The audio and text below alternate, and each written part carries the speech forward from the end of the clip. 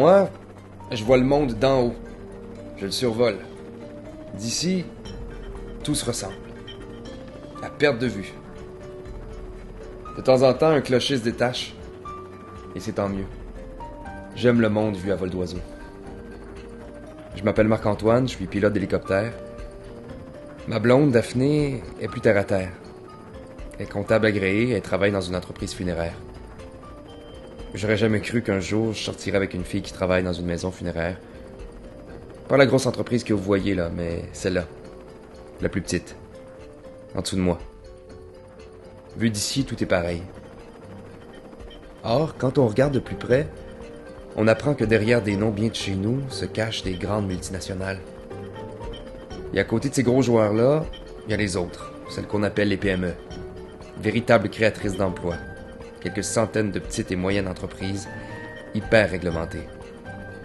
Notamment par la loi sur les arrangements préalables de services funéraires et de sépulture, que dans le langage courant, on désigne sous le nom de préarrangement. Il faut savoir qu'il y a 3 grands types de joueurs. Il y a des multinationales, canadiennes et américaines principalement. Il y a des PME, en grand nombre encore. Et il y a des coopératives funéraires. Ça, c'est le milieu dans lequel on œuvre. Depuis 1988, on a une paix sociale là-dedans. Ça va très bien. Ça fonctionne pour les consommateurs, les propriétaires d'entreprises. Ça va très bien. Daphné me disait que les petites entreprises sont menacées par un changement de loi qui permettra à des grosses entreprises d'assurance de vendre en plus de l'assurance décès. Les compagnies d'assurance vont échapper aux lois sur les préarrangements. Pas de fiducie, pas de gel de prix, pas de garantie de service si le solde est à payer. On a été pris par surprise à 2 reprises, en 2003 et l'année passée.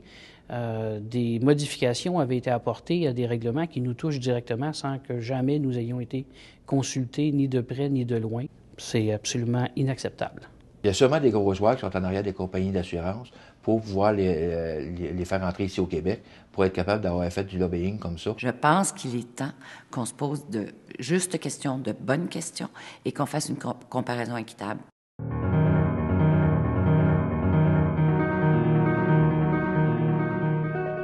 Dans le cas des préarrangements, en fait, c'est très simple. Je pense à mes funérailles, je veux tel rituel. Un avis de décès, un cercueil, une salle de réception, tout ça.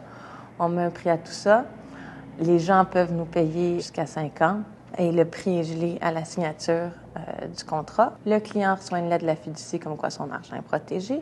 Et puis c'est tout. S'il veut faire des changements, il nous rappelle, on fait les modifications, tout simplement. Au niveau des préarrangements, on souscrit à des services. On paye les services au prix d'aujourd'hui et on s'assure que peu importe quand le décès va survenir, qu'on va avoir droit à ces services-là au prix d'antan.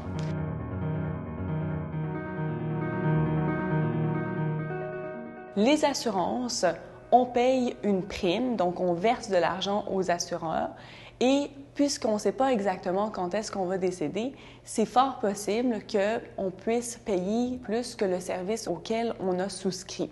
Alors, eux nous versent une prestation une fois le décès survenu et c'est avec cet argent de la prestation qu'on paye les services funéraires. Mais on ne sait pas à combien les prix vont avoir augmenté. Alors à ce moment-là, on ne sait pas ce que la prestation va pouvoir couvrir comme service funéraire. Donc en fait, on vend une idée qu'on n'est pas sûr de pouvoir maintenir dans le futur.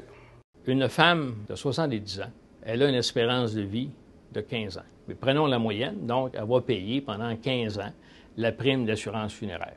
Il y a un assureur qui exige 700 $ par année pour une police de 5 000 $. Après 7 ans, la personne va avoir payé plus que le 5 000 $ qu'elle va recevoir. Alors, il y a un coût considérable. Tandis que dans le cas du préarrangement, si elle a payé le 5 000, c'est juste le 5 000 qu'elle va payer. Elle ne paiera pas plus après. Le prix d'un préarrangement funéraire est généralement moindre que le coût d'une assurance pour protéger contre le décès ou les funérailles d'une personne.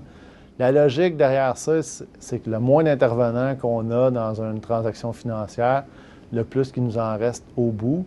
Moi, ce que je trouve, c'est qu'on a 2 systèmes avec des règles complètement différentes et des règles qui défavorisent le meilleur produit.